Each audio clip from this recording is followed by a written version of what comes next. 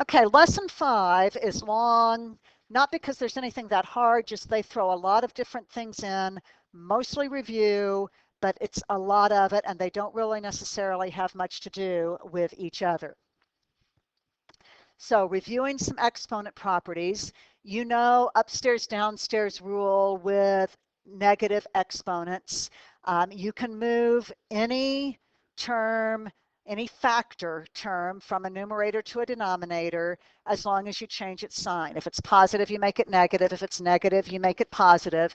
So we have things like x to the minus 3 is the same as 1 over x cubed. X to the 5th is same as 1 over x to the minus 5th. If it changes numerator, denominator, it changes whether the exponent is positive or negative. We have also seen before that when we start working with radicals, if we have the square root of x, that's x to the 1/2. If we have the cubed root of x, that's x to the 1/3. But that numerator does not have to be a 1. We can have any power in the numerator, and the denominator tells us the root. So if we were taking x to the 2/3, that would be the cubed root from the denominator of x squared, or it would be the cubed root of x and then square that whole thing. So the numerator tells us the power, the denominator tells us the root. We also did a little bit last year with imaginary numbers, and we learned that we define I as the square root of -1. So I squared is going to be the square root of -1 times the square root of -1. And we know that anytime we have a root times itself, we get that radicand, we get that number that's on the inside. Root 2 is regular 2. Root -1 is regular -1. So I squared is -1. Then if we want larger powers, I cubed, all that we have to do is to think, well, I cubed would be I times I squared. So it would be I times -1 or minus I. And if I want I to the 4th, I would need to take I cubed and multiply that by I. So I'd have minus I times another I. So I'd have minus I squared, but I squared is -1, so I'd have minus 1. So now I'd have a positive 1. And then if I wanted I to the 5th, I'd take I to the 4th times I, and I'd get I, so I to the 5th would have me right back here. If I multiplied that by I, I'd have I to the 6th. I to the 7th would be the same as I cubed. I to the 8th would be the same as I to the 4th. I to the 9th would be back up here at I. So this repeats in a cycle of 4. So if we need to simplify something like I to the 21st, we're going to think what's the biggest multiple of 4 that we could factor out of that, which would be I to the 20th, and then times one more I. Since it's a multiple of 4, I to the 20th is just going to be 1, so this would be 1 times I, so we'd have I. And that will be our strategy when we are simplifying these kinds of things. We'll have a couple of other formulas later in the lesson, but first let's practice a little bit with these that we've just talked about. So if we have something like you see up here on the board, and we want to simplify this, the first thing I want to do is to remind you to be careful. The way the type is in the book, it is not always easy to tell, is this a y cubed or is it a cubed root?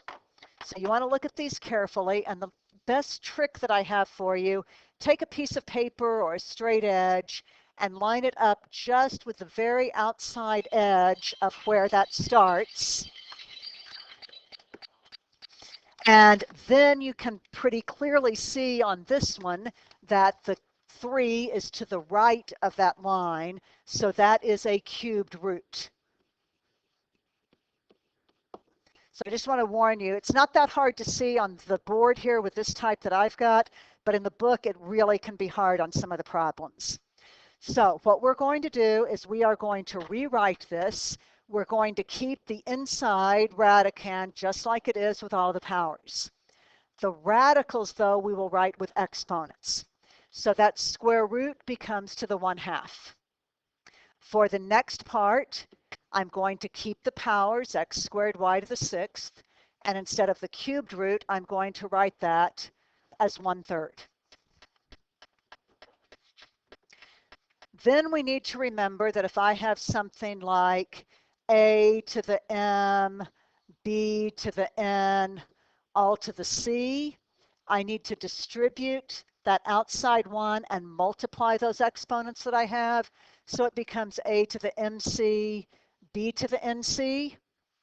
So when I do that here, I need to take the 1/2 times the 5 so that I have x to the 5/2.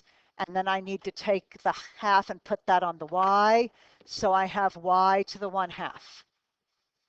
Same thing on the right-hand side. When I multiply these two, I have x to the 2/3. Y, 6 times a third will just be a 2.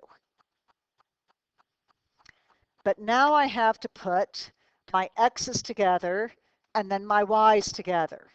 And so for these, we need to remember that when we have c to the p and c to the q, that this is when we need to add those exponents. So now we're going to need to add these. So this becomes x to the 5/2 plus 2/3. Then I need to combine my y's by adding those. So I have y to the 1/2 plus 2. I don't see any questions popping up in chat, so I think we're okay so far. Now we need our common denominator stuff so we can actually do this. So let's say I need a common denominator of 6 for the x. So I need to multiply by 3/3 and 2/2. So I believe that gives me 15/6 plus 4/6, so 19/6. And then a 1/2 plus 2, okay, that's just 2 1/2, which I know is 5/2. So here is my answer for this problem. So it's been a few months since you've done some of these, so probably a good idea that we're reviewing. And next I'm going to look at some messier ones of these for a couple more examples just to illustrate some things. Okay, now we have one that's getting really kind of wild and crazy. So we're just going to start a step at a time with this. First part is easy because this a to the x squared is outside here in the front. It doesn't get that exponent of a 1/2, so it just stays a to the x/2. Then we're going to do what we did before. We need to multiply that a 1/2 times the 2 minus x. So a 1/2 times 2 is 1, minus x times a 1/2 is minus x/2. Now I know I've also got a's and y's in the denominator, and I know I've got to end up putting all of the a's together and all of the y's together. So what I'm going to do here is I'm going to move the a to the 3x up to the numerator, but I'm going to change that, the sign of that. If I change upstairs, downstairs, I need to change that from a positive to a negative. So that's now a to the minus 3x. And I'm going to do the same thing with the y, but when I do that, it's going to have to change to a plus since it was a minus, and it's now y to the 2x. Now it's exactly what we did before. Let's put the a's together. Let's add those exponents. So x/2 plus minus 3x. And y will have 1 minus x/2 plus 2x. Need some common denominators. So we'll multiply this by 2/2. Which means now I have a to the 1/2x minus 6x, so minus 5 halves x, or minus 5x over 2. For y, I probably also need a common denominator. So I'll multiply that by 2 so I can combine the x parts of that. And I have, let's see, 4x over 2 minus 1x over 2. So, and then I've got the 1 minus, no, plus 3x over 2 on that. You may write it like this, or if you wanted to say this 1 on the y exponent is a 2 over 2, you could write that as minus 5x over 2, y to the 2 plus 3x all over 2.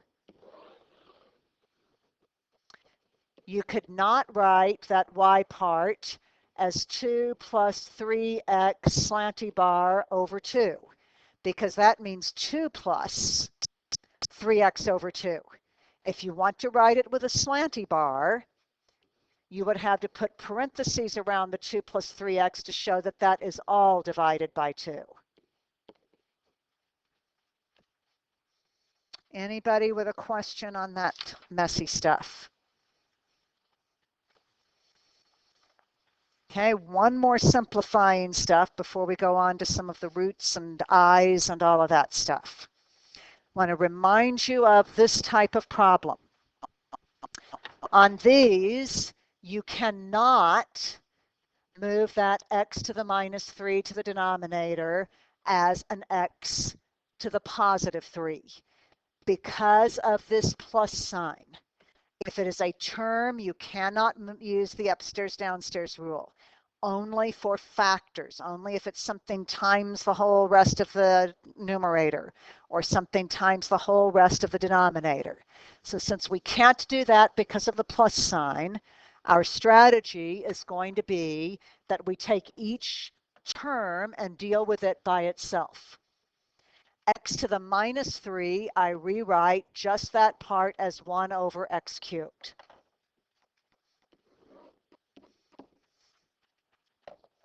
Then I take the y to the minus 3 and rewrite just that as 1 over y cubed. So I've still got the first term plus the second term all still in the numerator. The denominator then can simply become 1 over xy. Then we want to clear all of those denominators. So we want to multiply numerator and denominator by the LCD of the little denominators. So I need an x cubed times a y cubed. That'll take care of the numerators. It'll also take care of the denominator. So keep my main fraction bar lined up, multiply numerator and denominator by x cubed, y cubed. If you prefer, you can put those over 1. But since we're multiplying numerator and denominator by the same thing, we're multiplying by 1, so we have not changed the value of the expression. Almost finished here. Denominator is going to be the easier part, so I'll actually do it first. 1 over xy times x cubed over y cubed is x cubed y cubed over xy. One of the xy's cancels, and we have x squared y squared. Numerator, we have to remember to distribute. When we take x cubed y cubed times 1 over x cubed, we have x cubed y cubed over x cubed, and the x cubes cancel, and we just have y cubed. Then we distribute to the 1 over y cubed, and we have x cubed y cubed over y cubed. The y cubes cancel, and we just have x cubed. And there is our answer.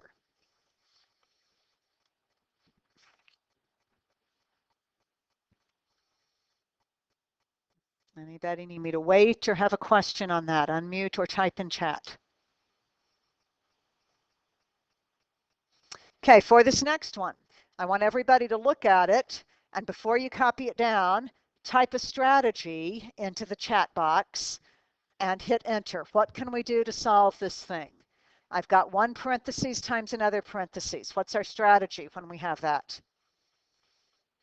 Type your strategy in chat and you can go ahead and hit enter on this.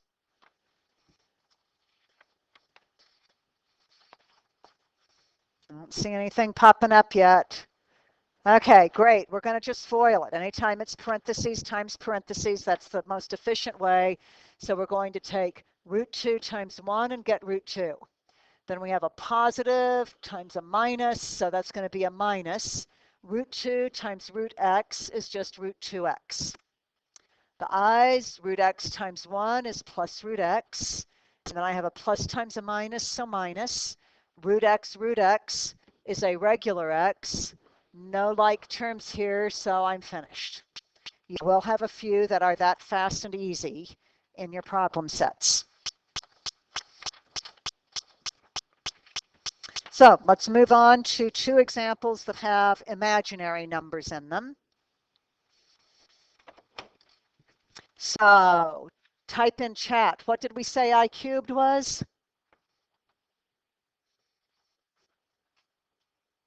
What does I cube equal? Type it in chat. And looks like I'm seeing that that is minus I. Excellent. So this is 5 times minus I. So that first term is just a minus 5I. For I to the fourth, or I to the fifth, we're going to factor out an I to the 4. That's the biggest multiple of 4 that's less than 5. And then we have times another I. I to the fourth is just 1, so that goes away.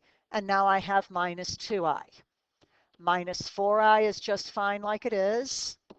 And type in chat, what does I squared equal?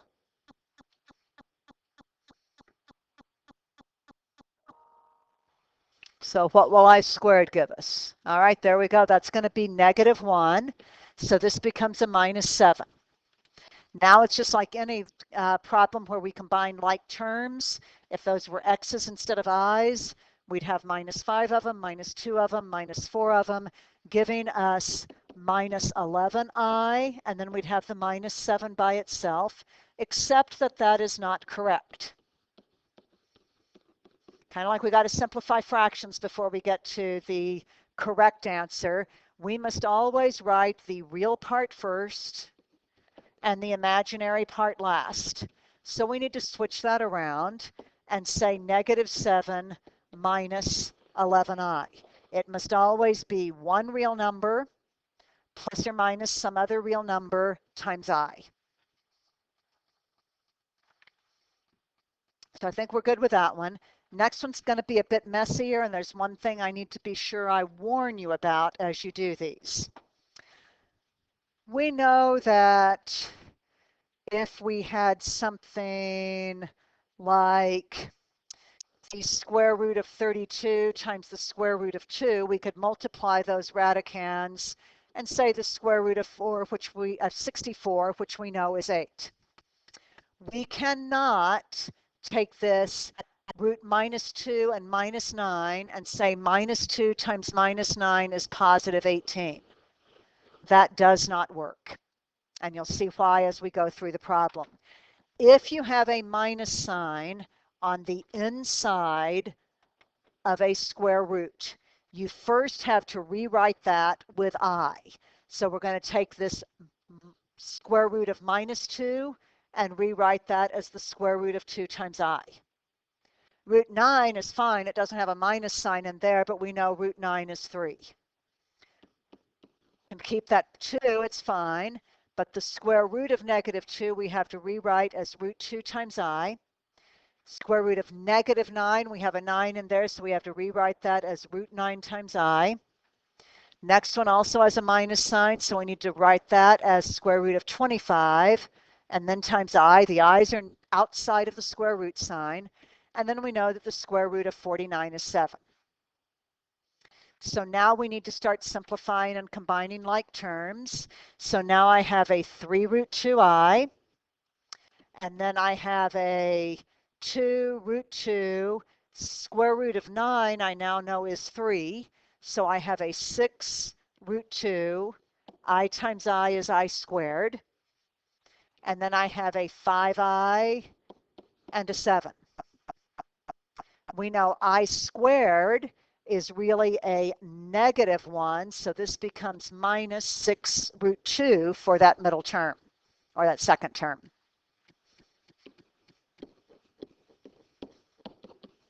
So now, since I know the real part has to go first, these two do not have an I in them, so they are both real.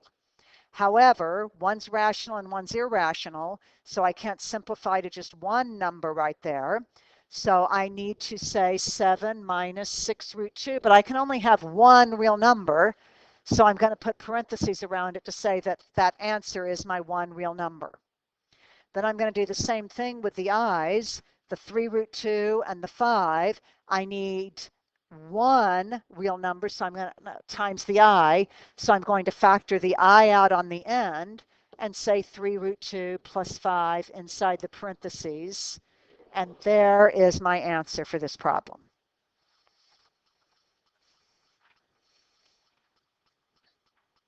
So give me some nods, thumbs up, so I can see those in the pictures on my screen. Okay, so doing okay. We're going to go on now to what's probably the more confusing of the topics for today, but I really want you to put a star by it, try to remember it. It does show up on regular test, midterm, final. This is really a time saver if you can get this idea in your heads here. So looks like a lot of stuff up here, and it is. We've got a couple of similar figures over there on the left, a bigger one and a smaller one. S1 is the length of that top side on the big one, and S2 is the length of the top side on the little one. So let's see. This isn't exact, but looks like to me like S2 is about half of S1. So far, so good. So it looks to me like if I wanted to take the ratio of the sides, I could say that S1, the big one, over S2, the little one, looks like it's about 2 over 1. Or if I wanted to do it the other way around and take S2 over S1, that looks like about a half. It looks to me like I could take any side of the first figure and multiply it by a half, and I'd get the corresponding side of the second. Or I could take any side of the smaller one and multiply it by 2 and get how long the corresponding side of the bigger one is. So depending on which way I go, the scale factor is either a half or 2. Now, what do you think about the relationship of the area? Does it look to you like the small area is half the area of the big one? Type in your guess. How many little ones do you think? Okay, so it looks like about a fourth, or how many little ones could fit in the big one? Would you guys agree about 4? So it's not going to be exact because I didn't get my scaling done quite right, and they overlap kind of strangely, and so we have to fill in some of the sections where they overlap. But that would be about right if I wanted to take the ratio of the areas. If I took the big area over the small area, I'd have about 4 in the big one to 1 in the little one. Or if I wanted to take the small one over the big one, the small would be about a fourth the size of the big one. If I took these and squared them, I would have the ratio of the areas. And that's all that this formula is saying. Take the ratio of something that you can measure with regular units, not square units. Pay attention, first over second, big over small. What does the problem say? They've got to all be set up the same way. But then all you do is take the linear measure ratio and square that. You do not have to actually find the ratio of the areas. Type a W if you don't have the formula copied down, because I'd like to do an example of this next. And Jet did make it in. I'll have to get attendance fixed here in a minute.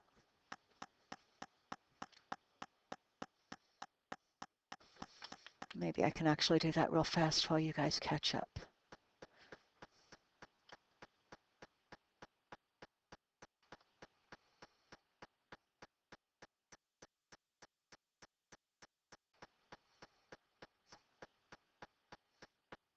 Oh, no, it was, what period is this? This is fifth.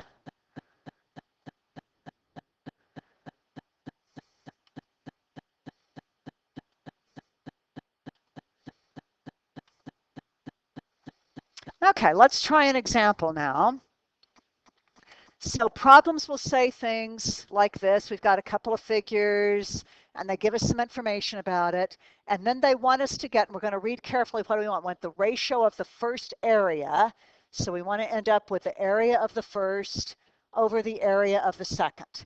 So we're going to have to figure out, is that going to be big over small, small over big? What do we need to have there? So let me draw a couple pictures of what's going on. I've got one circle with a radius of r.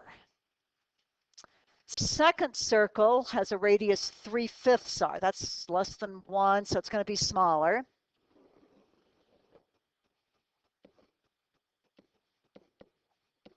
So that means that my scale factor, if I go this way, is I take the radius on the left and I multiply it by 3/5 to get the radius on the right. I could take the diameter on the left and multiply that by 3/5 and get the diameter on the right, because diameter is also measured in regular units.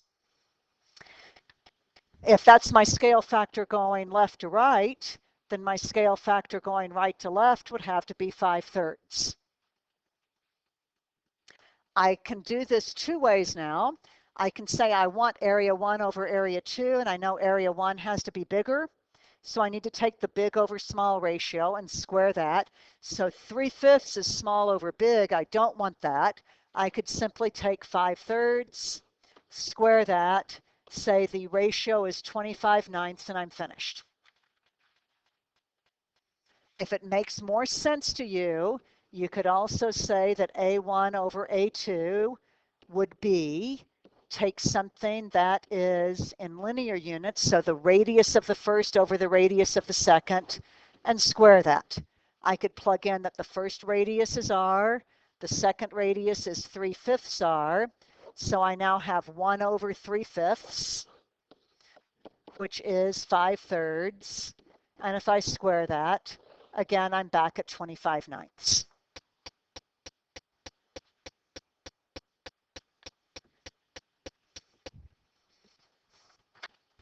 I have one more topic and one more formula, and this next one will actually be something that saves you a lot of time compared to the way that the book wants you to do these problems.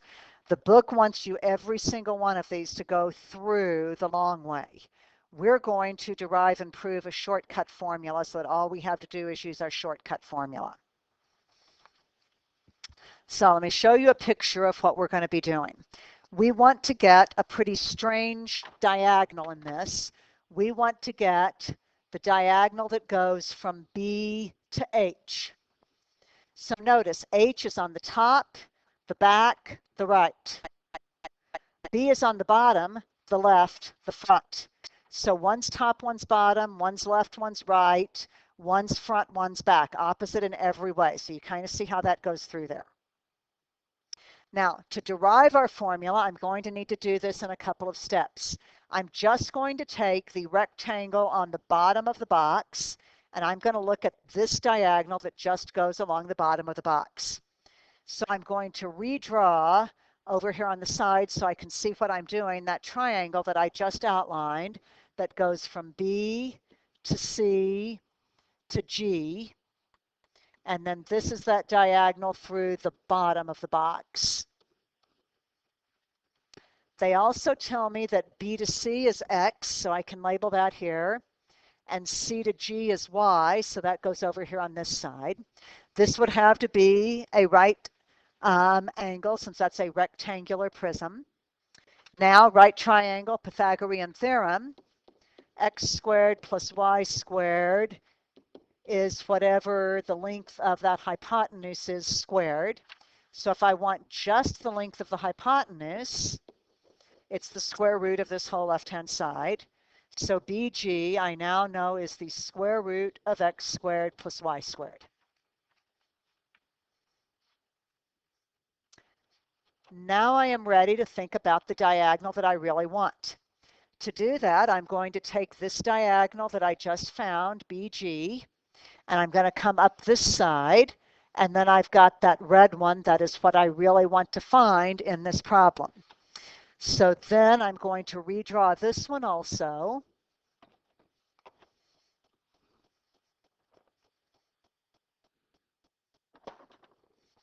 And let's get this thing labeled. So let's see, this is now G, this is H, this is B. BG, we just found in that first step, is messy, but it's the square root of x squared plus y squared. G to H, if AB is Z, GH is also Z. And BH is what I want to find. Once again, right triangle, so Pythagorean theorem. I can take x squared plus y squared, the square root, so that's one leg, square it, plus the other leg, z squared, has to be equal to bh squared, the diagonal that I really want.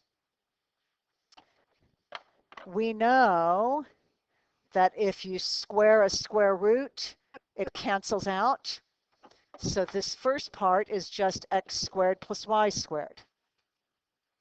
Then I have plus z squared equals the diagonal that I want squared. So if I just want the diagonal BH, all I do is take the square root of that. And then we're going to put this into our formula list next. What this says, x is the length, y is the width, z is the height. If you want one of those weird diagonals, you take the length squared plus the width squared plus the height squared, and then take the square root, and that is all you have to do. So we want to put that in our formula list so that we don't forget about this nice little formula. We want to save ourselves a bunch of time. The book does them the long way. So when you have a moment after we finish notes, I would like for you to look at this example on page 46 in the book. They went through all of the steps like we just did in that proof, and they do that on every single one. Whereas all we are going to do is to say that our diagonal is the square root of length squared plus width squared plus height squared. And we're going to look at our picture. Length is 3. Width is 2. Height we don't know, so we leave it m. And then we simply simplify what we can. We know that 3 squared is 9, 2 squared is 4, 9 plus 4 is 13, and we have to leave m as m squared. So much shorter than what the book went through on that very same problem.